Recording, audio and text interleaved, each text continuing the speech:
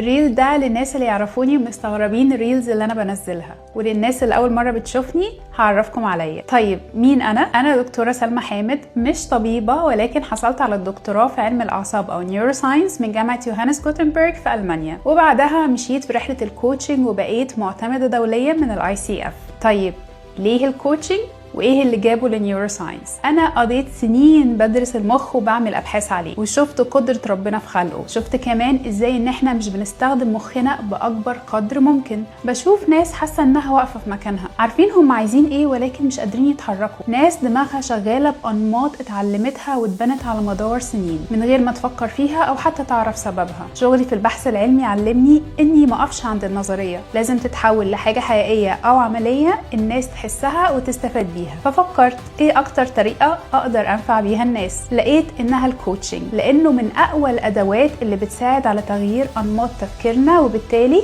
حياتنا. بس الكوتشنج مش علاج نفسي ومش نصيحة هتاخدها مني وتجري، هي مساحة هتشوف فيها نفسك وحياتك من زاوية مختلفة. هتلاقي ان انت عندك الاجابات بس كنت محتاج حد يساعدك توصل لها. الريلز بقى بتاعتي هي مجرد تفكير بصوت عالي في حاجات بنعيشها كل يوم وبناخدها كمسلمات، فبحاول الفت نظرك ليها، يمكن تشوفها بشكل مختلف وتغير فيك حاجة للأحسن. لو حسيت ان في حاجة في كلامي علمت معاك ومحتاج تعرف اكتر او تتكلم، انا هنا، بس اكتب لي DM.